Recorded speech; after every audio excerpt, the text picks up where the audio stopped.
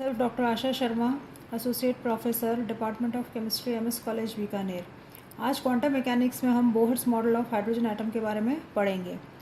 1913 में Niels Bohr adopted Rutherford model of atom with certain modifications. The main postulates of Bohr's theory are as follows.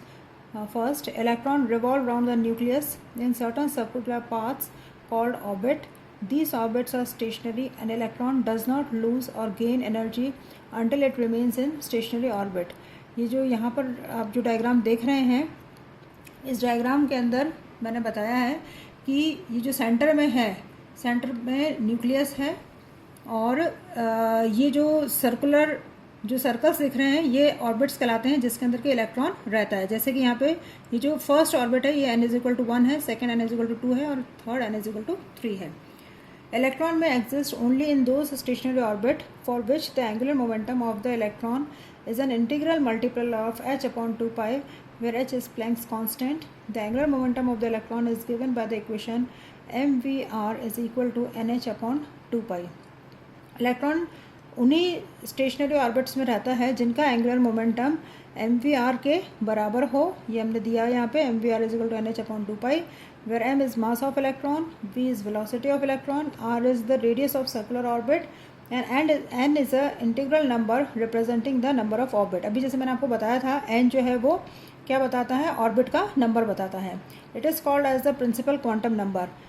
The smallest value of n is unity which corresponds to the innermost orbit. जैसा आपको diagram में दिखाई दे रहा है कि जो सबसे छोटी जो वैल्यू है n की वो 1 है, जो सबसे जो अंदर का जो ऑर्बिट होता है उसको ये रिप्रेजेंट कर रहा है। The energy of each stationary orbit is constant. As the radius of orbit increase, its energy increases. That is why these orbits are also called as energy levels. जैसे देखिए आप ये जो डायग्राम है, इस डायग्राम के अंदर आपको दिख रहा है जैसे जैसे ये रेडियस बढ़ रहा है सर्कल्स का, वैसे वैसे एनर्जी जो है वो बढ़ती जाती है। तो यही मैंने इसमें आपको बताया है कि एनर्जी जो है वो बढ़ती है जैसे जैसे रेडियस बढ़ता है। When electron jumps from one energy level to another, it either absorbs or emits energy. This emitted or absorbed energy appears in the form of spectra. If E1 is the energy of initial orbit and E2 is the final orbit, the energy of transition is given by minus delta E is equal to E2 minus E1, that is equal to h nu, where h is Planck's constant and nu is frequency of radiation. जैसे कि आपको यहाँ पर ये दिख रहा है, यहाँ पर ये समझाने की कोशिश की गई है कि जैसे अगर मान लीजिए हमारा जो ग्राउंड स्टेट है उसको हम E1 से रिप्रेजेंट करते हैं उसकी एनर्जी को, और जो इससे जो ऊपर वाला जो स्टेट है उसको हम E2 से रिप्रेजेंट करते हैं। तो अगर इलेक्ट्रॉन एब्जॉर्ब करेगा फोटोन तो ये एब्जॉर्ब करके और ग्राउंड स्टेट से ये हायर लेवल की तरफ जंप करेगा, और अगर ऊपर जाने के बाद में जब ये वापस लौटता है, वापस रिटर्न होता है, तो ये क्या करेगा, फोटोन एमिट करेगा। दोनों ही केसेस में हमें स्पेक्ट्रा मिलेगा। Applications of Bohr model for hydrogen atom.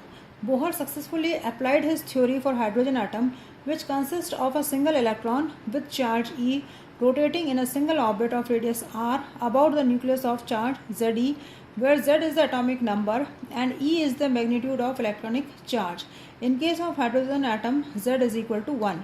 Bohr ने अपने ये जो पोस्टुलेट्स थे इनको उन्होंने हाइड्रोजन एटम पर लागू किया, और जैसा हमें पता है कि हाइड्रोजन एटम के अंदर एक सिंगल इलेक्ट्रॉन होता है जो कि न्यूक्लियस के साथ में दूसरे जो ऑर्बिट्स होते हैं उसके अंदर वो रहता है। During the rotation of electron around the nucleus, two forces act upon it. जब ये इलेक्ट्रॉन न्यूक्लियस के चारों तरफ घूमता है तो दो तरह के जो फोर्सेस हैं वो एक्ट करते हैं। एक तो होगा फोर्स ऑफ अट्रैक्शन जो इलेक्ट्रॉन और न्यूक्लियस के बीच में होगा, और दूसरा होगा फोर्स ऑफ रिपल्शन। तो ये जो दोनों फोर्सेस हैं, फोर्स ऑफ अट्रैक्शन और फोर्स ऑफ रिपल्शन, ये दोनों आपस में एक दूसरे को बैलेंस करते हैं और इलेक्ट्रॉन जो है वो ऑर्बिट में सक्सेसफुली रिवॉल्व कर पाता है। Electron revolves only in those orbits in which angular momentum is integral multiple of h/2 pi. जैसे कि बोहर से अपने पहले हमने देखा पोस्टुलेट में बताया उन्होंने कि सिर्फ वही ऑर्बिट्स परमिसिबल होते हैं जिनका एंगुलर मोमेंटम h/2 pi के बराबर हो। तो mvr यहाँ पे है एंगुलर मोमेंटम। अब जो रेडियस है इस ऑर्बिट का, इसको हम इस इक्वेशन के द्वारा दे सकते हैं, Rn is equal to n² / z × a0। तो n जो है यहाँ पर क्या है, ऑर्बिट है, जो कि 1 हो सकता है, 2 हो सकता है, 3 हो सकता है, लेकिन हमें पता है हाइड्रोजन के केस में ये क्या होगा, 1 होगा। Z है यहाँ पे एटॉमिक नंबर और A0 है constant having value equal to 52.9 picometre. अब अगर हम हाइड्रोजन एटम की बात कर रहे हैं तो यहाँ पर जैसा भी मैंने आपको बताया n की वैल्यू क्या है 1 है, Z that is atomic number is equal to 1, तो R की वैल्यू क्या हो जाएगी 52.9 picometre.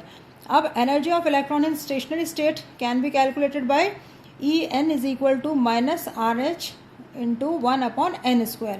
Negative sign indicates attraction between electron and nucleus. अभी हमने बात करी थी कि इलेक्ट्रॉन और न्यूक्लियस के बीच में क्या होता है, फोर्स ऑफ अट्रैक्शन होता है। तो जो नेगेटिव साइन है ये अट्रैक्शन को रिप्रेजेंट करता है। RH क्या है यहाँ पे, रिडबर्ग्स कांस्टेंट है जिसकी वैल्यू है 2.18 इंटू 10⁻⁻18 जूल। अब हम हाइड्रोजन एटम के लिए E की वैल्यू कैलकुलेट करें तो क्या हो जाएगी, ये RH की वैल्यू हमें पता है और n² क्या हो जाएगा, n की वैल्यू 1 है तो 1/1² 1 हो गया, तो E1 की वैल्यू आ गई हमारी -2.18 into 10⁻⁻18 joule for hydrogen atom. अब देखिए जो E इन्फिनिटी होगा उसके लिए इसकी वैल्यू 0 होगी। E इन्फिनिटी का मतलब क्या हो गया कि जो इलेक्ट्रॉन है वो न्यूक्लियस से बहुत बहुत बहुत दूर है, इतना दूर है कि न्यूक्लियस और इलेक्ट्रॉन के बीच में फोर्स ऑफ अट्रैक्शन बहुत बहुत कम है। तो ऐसे केसेस के अंदर जब अट्रैक्शन नहीं है न्यूक्लियस और इलेक्ट्रॉन के बीच में तो एनर्जी जो है वो क्या होएगी, 0 होएगी। Bohr's theory is also applicable to isoelectronic species, that is species having same number of electrons like hydrogen such as helium positive, lithium 2+, beryllium +3 etc.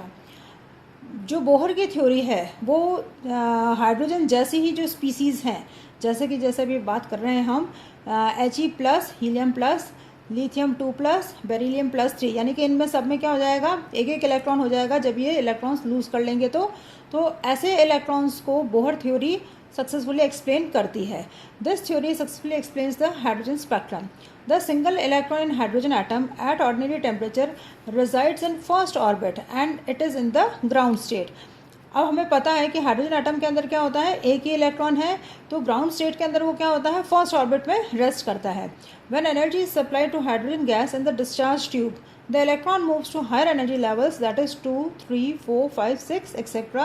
depending on the quantity of energy absorbed. जब हम energy supply करते हैं hydrogen gas को एक discharge tube के अंदर तो electron जो है वो ग्राउंड स्टेट से हायर एनर्जी लेवल की तरफ जाता है और उस लेवल तक जाता है जितनी की उसको एनर्जी उसने एब्जॉर्ब की होती है।